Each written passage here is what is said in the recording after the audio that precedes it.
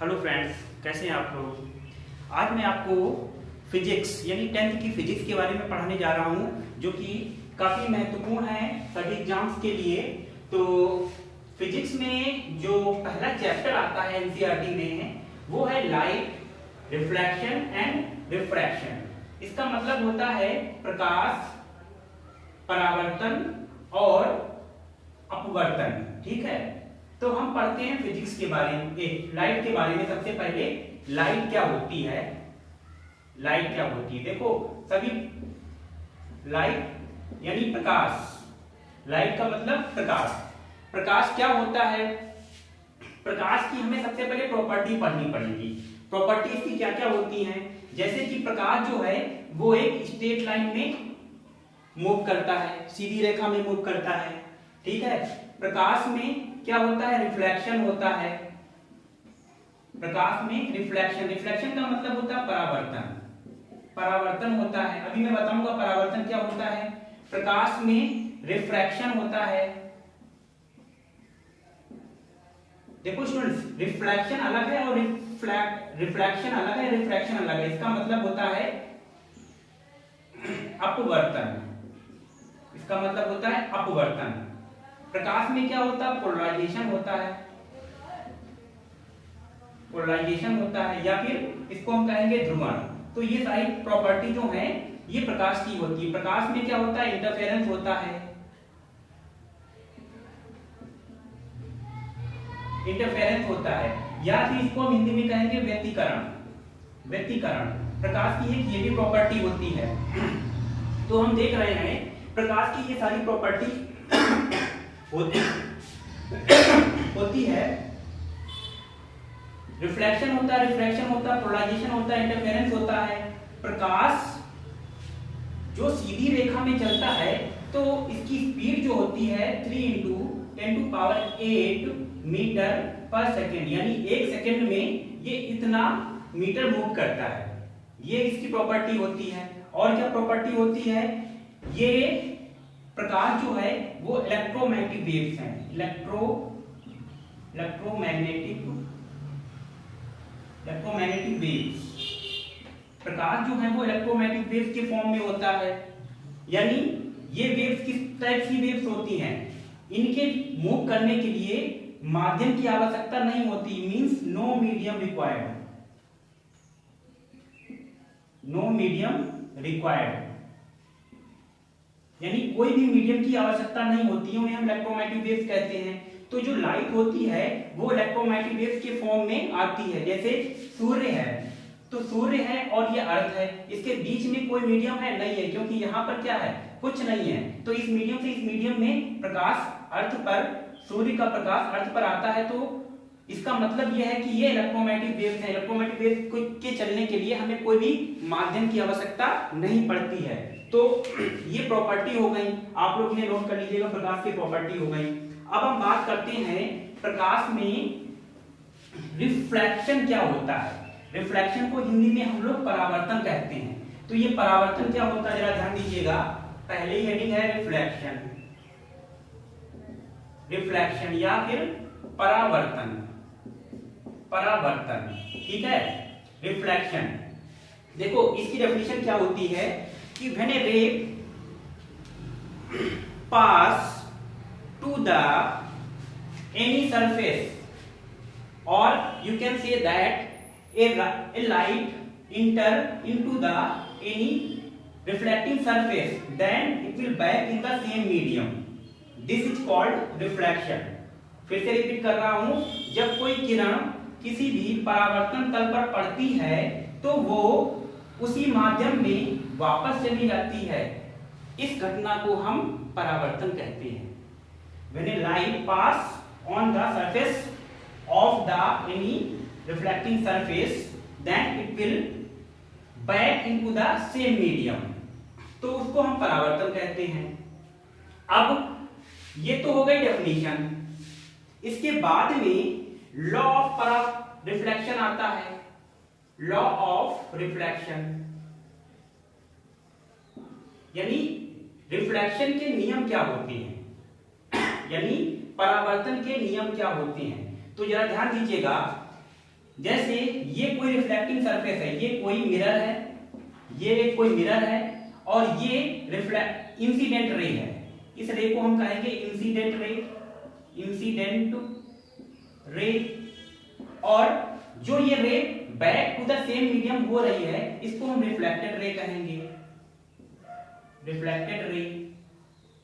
और ये लाइन, इस लाइन को हम लोग क्या कहेंगे, नॉर्मल कहेंगे या अभिलंब कहेंगे। इसको हिंदी में, इंग्लिश में नॉर्मल कहते हैं, नॉर्मल या फिर अभिलंब, अभिलंब। इसको हिंदी में परावर्तित किरण, परावर्तित, परावर्तित किरण कहेंगे। इसको हम आपतित किरण कहेंगे, आपतित किरण कहेंगे। ठीक, ये तीनों चीजें क्लियर हैं, incident ray, reflected ray and normal. ठीक है, अब लॉ ऑफ रिफ्लेक्शन क्या होता है जरा ध्यान देना। ये एंगल ऑफ इंसिडेंट कहलाएगा, यानी आपतन कोण, एंगल, इसको हम एंगल ऑफ इंसिडेंट कहेंगे, एंगल ऑफ इंसिडेंट कहेंगे। और ये वाला एंगल यानी ये वाला कोण, इसको हम कहेंगे angle of, angle of reflection, angle of reflection. तो परावर्तन के नियम, दो नियम होते हैं, जरा ध्यान दीजिएगा। पहला नियम ये होता है कि incident angle equal to reflected angle. फिर से रिपीट कर रहा हूं, angle of, angle of incident equal to angle of reflection. यानी आपतन कोण की ज्या या आपतन कोण, आपतन कोण किसके बराबर होना चाहिए, परावर्तन कोण के बराबर होना चाहिए, परावर्तन कोण के बराबर होना चाहिए। यानी आपतन कोण इसमें क्या दिख रहा है, ये आई आपतन कोण है, आर परावर्तन कोण है, तो angle I equal to angle R, ये पहला नियम है। तो दूसरा नियम क्या है, इसके बारे में हम लोग डिस्कस करते हैं। दूसरा नियम ये कहता है कि आपतित किरण यानी इंसिडेंट रे, ध्यान दीजिएगा, इंसिडेंट रे, नॉर्मल या अभिलंब या रिफ्लेक्टेड रे, ये तीनों एक प्लेन में होने चाहिए। एक प्लेन का मतलब होता है जैसे कि ये आपकी, अगर ये इंसिडेंट रे है और ये नॉर्मल है और ये रिफ्लेक्टेड रे, ध्यान दीजिएगा, ये वाली इंसिडेंट रे है, ये नॉर्मल है और ये रिफ्लेक्टेड रे है, तो ये तीनों क्या है, एक प्लेन बन रहा है, एक प्लेन बन रहा है। देखो ये एक प्लेन बन रहा है ना, तो ये तीनों एक प्लेन में होने चाहिए और एक पॉइंट पे कोइंसाइड करने चाहिए। तो ये दूसरा नियम हो गया, यानी इंसिडेंट रे और नॉर्मल और reflected ray should lie in a plane, should lie in a plane, incident ray, normal and reflected ray should lie in a plane, एक प्लेन में होने चाहिए, and coincide on the point, on one point। तो इसको हम incident ray, इसको मैं लिख रहा हूं, इसको हम incident ray, incident ray, reflected, reflected ray,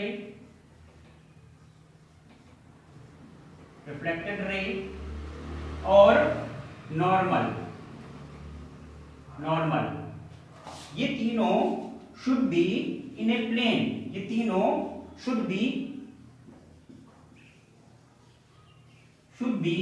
in a plane and coincide in a point. ठीक, यानी एक पॉइंट पर होने चाहिए और तीनों एक प्लेन में होने चाहिए। ये हमारा दूसरा नियम हो गया। तो होपफुली लॉ ऑफ रिफ्लेक्शन आप लोगों को समझ में आया होगा। अब हम बात करते हैं यहां पर टाइप्स ऑफ मिरर, यानी टाइप ऑफ मिरर, यानी इसको मैं मिटा रहा हूं, मिरर को हिंदी में हम लोग दर्पण कहते हैं। दूसरी हेडिंग आपको डालनी है type of mirror. Type of mirror, यानी मिरर को हिंदी में क्या कहते हैं? दर्पण। दर्पण यानी दर्पण कितने प्रकार के होते हैं? तो मिरर जो होते हैं वो दो तरह के होते हैं। एक होता है प्लेन मिरर, प्लेन मिरर। दूसरा होता है स्फेरिकल मिरर, स्फेरिकल मिरर। एक प्लेन मिरर होता है, दूसरा स्फेरिकल मिरर होता है। अब जरा ध्यान दीजिएगा, प्लेन मिरर स्फेरिकल मिरर में डिफरेंस क्या होता है? पहली बात तो स्फेरिकल मिरर भी दो तरह के होते हैं। एक होता है कॉनकेव, एक होता है कॉन्वेक्स। एक कॉनकेव मिरर, दूसरा होता है कॉन्वेक्स मिरर। इसको हम अवतल कहते हैं, अवतल दर्पण, और इसको हम उत्तल दर्पण कहते हैं, उत्तल दर्पण।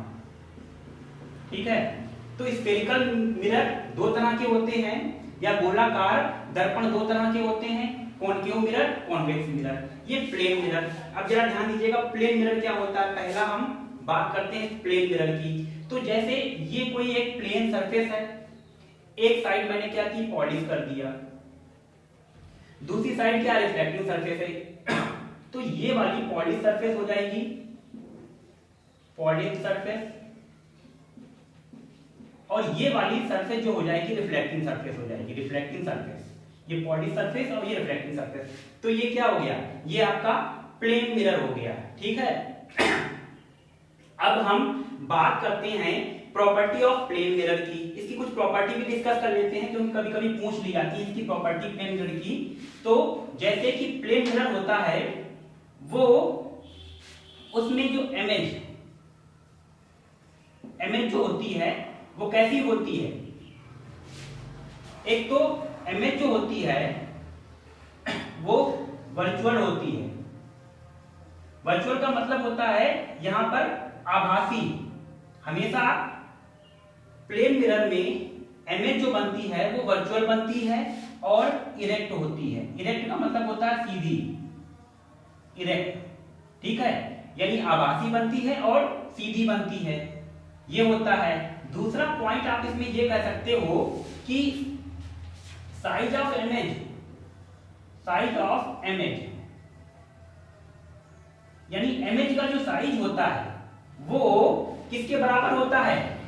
वो ऑब्जेक्ट के बराबर होता है। ध्यान दीजिएगा, ऑब्जेक्ट के बराबर होता है। Object size of image equals to size of object. आप लोग समझ पा रहे हैं? जैसे ये प्लेन मिरर है, यहां पर कोई व्यक्ति खड़ा है, तो इसकी जो इमेज बनेगी वो इक्वल बनेगी। ठीक है, तो ये क्या है? Size of image, size of object equals to size of image. Clear? और जो ये इमेज बनेगी ये आभासी होगी, वर्चुअल होगी और इरेक्ट होगी, सीधी होगी। ठीक है, तो ये हो गया। और तीसरा पॉइंट अगर हम इसमें और ऐड करना चाहें तो हम ये भी कह सकते हैं कि इमेज हमेशा बिहाइंड द मिरर बनती है। जैसे ये आपका मिरर हो गया, तो जो इमेज बन रही है, ये इमेज हमेशा प्लेन के पीछे बनती है। तो तीसरा पॉइंट क्या हो गया? Behind the mirror.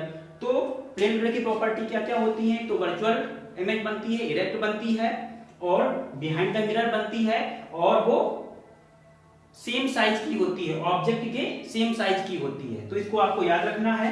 अब हम बात कर रहे हैं स्फेरिकल मिरर की। इसको मैं मिटा रहा हूं। स्फेरिकल मिरर दो तरह के होते हैं, कॉनकेव मिरर, एक कॉन्वेक्स मिरर। तो कॉनकेव मिरर क्या होता है? जरा ध्यान दीजिए। कॉनकेव मिरर, स्फेरिकल मिरर, इसमें कॉनकेव मिरर।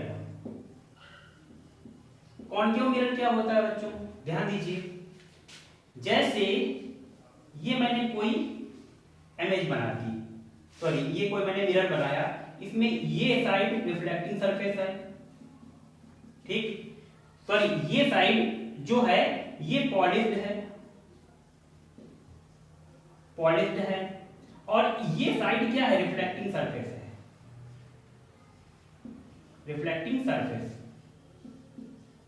तो जो रिफ्लेक्टिंग सरफेस है वो आप देखिएगा इनवर्ड आपको लग रही है। अगर ये स्फेरिकल मिरर क्यों कहा जाता है, क्योंकि अगर इसको हम पूरा कंप्लीट करेंगे इस तरह से तो ये क्या एक स्फीयर बन जाएगा। Are you getting my points?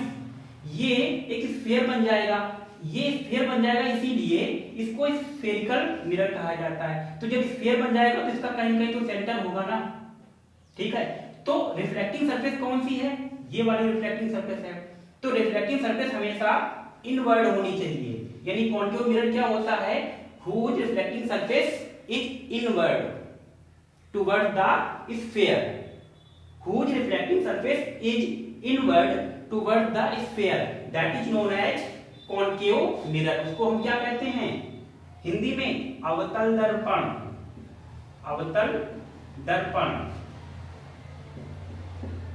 जिसमें परावर्तित एपर्चर जो होती है या सरफेस होती है वो अंदर की ओर होती है, उसको हम कॉन्केव मिरर कहते हैं। तो इसमें रिफ्लेक्टिंग सरफेस जो होती है वो कैसी होती है, इनवर्ड, इनवर्ड होगी, ठीक है। अब हम बात कर रहे हैं कॉन्वेक्स मिरर की, इसको मैं मिटा रहा हूं। दूसरा कॉन्वेक्स मिरर क्या होता है, देखो जरा, दूसरा होता है कॉन्वेक्स मिरर, मिरर या उत्तल, उत्तल दर्पण। नाम से आप लोगों को समझ में आ रहा होगा, उत्तल जिसका तल उठा हो, यानी whose reflecting surface is outward. इसमें क्या होगा, रिफ्लेक्टिंग सरफेस जो होगी वो कैसी होगी, आउटवर्ड होगी। जैसे कि ये मैंने आपका एक मिरर बनाया है, स्फेरिकल मिरर, ये आपका स्फेरिकल मिरर हो गया। स्फेरिकल मिरर में आप जरा देखिएगा, राइट साइड वाली जो इमेज वो है, ये क्या है, ये पॉलिश सरफेस है, ये पॉलिश सरफेस जिस पे पॉलिश होती है। तो रिफ्लेक्टिंग सरफेस कौन सी हो गई, ये वाली, ये रिफ्लेक्टिंग सरफेस हो गई, ठीक है। रिफ्लेक्टिंग सरफेस हमेशा आउटवर्ड है कि नहीं है, देखो सेंटर किधर होगा, इसका इधर होगा, तो सेंटर की क्या होगी, आउटवर्ड होगी कि नहीं होगी, क्योंकि इसको अगर हम कंप्लीट करेंगे तो स्फीयर बन जाएगा। और रिफ्लेक्टिंग सरफेस हमेशा outward towards the centre of sphere, यानी ये आउटवर्ड है, इसलिए ये आपका कॉन्वेक्स मिरर हो गया। तो होपफुली आप लोग पहचानना सीख गए होंगे कि कॉन्वेक्स मिरर किसे कहते हैं, कॉन्केव मिरर किसे कहते हैं। तो तीनों मिरर एक बार फिर से मैं आपके सामने, ये क्या हो गया, प्लेन मिरर हो गया, ये क्या हो गया, ये आपका कॉन्केव मिरर हो गया, ये क्या हो गया आपका कॉन्वेक्स मिरर हो गया। ये समतल दर्पण है, समतल दर्पण, ये अवतल दर्पण है, अवतल दर्पण है, और ये उत्तल दर्पण है, उत्तल दर्पण है, ठीक। ये तीनों आपके सामने हैं। अब मैं बात कर रहा हूं, इसमें कुछ पॉइंट्स होते हैं, उन पॉइंट्स को आपको ध्यान रखना है। जैसे मैं एक मिरर बना रहा हूं, जैसे ये आपका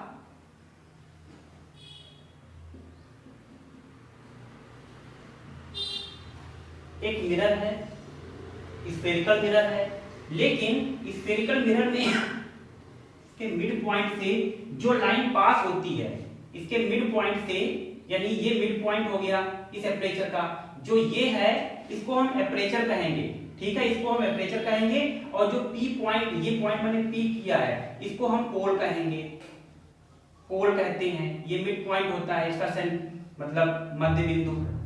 ये जो है, ये लाइन जो इसके मिड पॉइंट से पास होती है, इसको हम प्रिंसिपल एक्सेस बोलते हैं, इसको हम प्रिंसिपल एक्सेस बोलते हैं, या मुख्य अक्ष बोलते हैं, मुख्य अक्ष, इसको हम मुख्य अक्ष बोलते हैं, ध्यान दीजिएगा। अब अगर हम इसको, मान लो इसको मैं कंप्लीट करता हूं, ये एक स्फेरिकल मिरर है, इसको हम स्फीयर अगर हम डैश डैश डैश करके हम बना दें, तो इसका कहीं सेंटर होगा, ये एक सेंटर सी हो गया, सी को हम सेंटर ऑफ कर्वेचर बोलते हैं, इसको हम सेंटर ऑफ कर्वेचर, इसको सेंटर ऑफ कर्वेचर बोलते हैं, ठीक है, या वक्रता केंद्र, इसको हम वक्रता केंद्र भी बोलते हैं हिंदी में, याद रखिएगा, इसको वक्रता केंद्र भी बोलते हैं। यानी सीपी जो डिस्टेंस हो जाएगी, इसको हम आर से रिप्रेजेंट करते हैं, सी और पी, ये सी पॉइंट है, ये पी पॉइंट है, तो सीपी डिस्टेंस जो हो जाएगी, ये सीपी, इसको हम आर से रिप्रेजेंट करते हैं और इसको हम बोलते क्या है, रेडियस ऑफ कर्वेचर, यानी वक्रता त्रिज्या, radius of curvature, radius of curvature CP को बोलेंगे। और इसके मिड पॉइंट पर एक पॉइंट होगा एफ, इसको हम फोकस बोलते हैं, फोकस, या हिंदी में भी इसको फोकस ही लिखा जाता है। तो पी एफ यानी ये डिस्टेंस, ये वाली, ये डिस्टेंस एफ हो जाएगी, तो पी एफ पी, इसको हम एफ से डिनोट करेंगे और इसको हम बोलेंगे फोकस, फोकस बोलेंगे इसको। अब जरा ध्यान दीजिएगा, radius of curvature of focus यानी वक्रता त्रिज्या ऑफ फोकस में क्या संबंध होता है, ये क्वेश्चन पूछ लिया जाता है कि define the relation between focus and radius of curvature, तो वो होता है r इक्वल टू 2f। जरा ध्यान दीजिए, r इक्वल टू 2f, इसका मतलब वक्रता त्रिज्या जो होती है वो फोकस यानी फोकस दूरी का 2 गुना होती है, मींस वक्रता त्रिज्या, radius of curvature is the 2 times of the focal length, f को हम क्या बोलते हैं, फोकल लेंथ भी बोलते हैं, फोकल लेंथ, फोकल लेंथ। तो this is the radius of curvature and this is the focal length, so radius of curvature is the 2 times of the focal length. तो ये हो गया इसके बीच में रिलेशन। अब हम बच्चों पढ़ेंगे कि जो रे डायग्राम होता है कॉनकेव मिरर और कॉन्वेक्स मिरर में, तो उसको हम पढ़ेंगे, तो उसके लिए हमें कुछ चीजों को ध्यान रखना पड़ेगा। अब जरा ध्यान दीजिए, जैसे हम ये एक फिर से डायग्राम बनाते हैं, ये हमारा अवतल दर्पण हो गया या फिर कॉन्वेक्स कॉनकेव मिरर, ये है concave mirror, concave mirror. Concave mirror में ये पॉइंट तो P हो गया, ठीक है, ये पॉइंट P हो गया, ये पॉइंट F हो गया और ये पॉइंट C हो गया। इसमें अगर कोई रे पैरेलल आती है प्रिंसिपल एक्सिस के, ये कोई रे है पैरेलल आ रही है किसके, प्रिंसिपल एक्सिस के, ये प्रिंसिपल एक्सिस मुख्य अक्ष, अगर कोई रे पैरेलल आ रही है मुख्य अक्ष के, तो वो रिफ्लेक्शन के बाद वो मुख्य अक्ष पर फोकस पर इस तरह से मिलेगी, इस तरह से, यानी रिफ्लेक्ट हो जाएगी back to the same medium, और ये आपका क्या हो जाएगा, अभिलंब हो जाएगा, इसको हम क्या बोलेंगे, नॉर्मल, नॉर्मल बोलेंगे। जरा ध्यान दीजिए, ये रे इंसिडेंट रे थी, ये रिफ्लेक्टेड रे थी, और रिफ्लेक्शन के बाद में back to the same medium हो गई, लेकिन ऐसा लग रहा है कि ये क्या है, फोकस से होकर आ रही है, ठीक है। तो ये इसकी एक प्रॉपर्टी होती है, इसको ध्यान दीजिएगा, ये इसकी एक प्रॉपर्टी होती है, आई हो जाएगा और ये आर हो जाएगा। यानी जब कोई लाइट मुख्य अक्ष के समांतर होती है तो वो परावर्तन के पश्चात फोकस से होकर पास होती है, ऐसा फील होता है। ये रियल में पास नहीं होती है, ये वर्चुअली ऐसा फील होता है, आभास होता है कि ये एफ से होकर आ रही है। तो इसकी एक प्रॉपर्टी, इसे याद रखिएगा। फिर नेक्स्ट है, जैसे इसमें हम अगर बात करते हैं, अगर ये तो चलो इसी प्रॉपर्टी को मैं इसमें कॉनकेव मिरर में भी समझा देता हूं। सॉरी, ये दोस्तों ये कॉन्वेक्स मिरर था, कॉन्वेक्स मिरर, ठीक है। और ये मैं बना रहा हूं कॉनकेव मिरर, यानी ये अवतल दर्पण, कॉनकेव मिरर, ठीक, या अवतल दर्पण, अवतल दर्पण, ध्यान देना। ये उत्तल दर्पण कहलाता है, उत्तल दर्पण। उत्तल दर्पण में मुख्य अक्ष के समांतर आने वाली किरणें परावर्तन के पश्चात फोकस से होकर पास होती है, ऐसा फील होता है, ठीक है। अब यही सेम कंडीशन हमें किसमें बनानी है, अवतल दर्पण या कॉनकेव मिरर के लिए। तो ये प्रिंसिपल एक्सिस के पैरेलल है, मुख्य अक्ष के समांतर है, ये यहाँ पर सी पॉइंट होगा और ये यहाँ पर ये सी पॉइंट है मान लीजिए, और ये पॉइंट एफ है, ये फोकस है। तो रिफ्लेक्शन के बाद में ये फोकस से पास होगी। जो किरण प्रिंसिपल एक्सिस के पैरेलल है, the ray which are parallel to the principal axis after reflection it will pass through the focus, it will pass through the focus. और ये क्या हो जाएगा, आपका नॉर्मल हो जाएगा, ये आपका नॉर्मल हो जाएगा, ये इंसिडेंट एंगल और ये रिफ्लेक्टेड एंगल। ये क्लियर हो गया, ठीक है। अब हम फिर से बात कर रहे हैं, ये तो पैरेलल वो रे थी जो प्रिंसिपल एक्सिस के पैरेलल थी। अब मैं बात करूंगा जो, इसको मैं मिटा रहा हूं,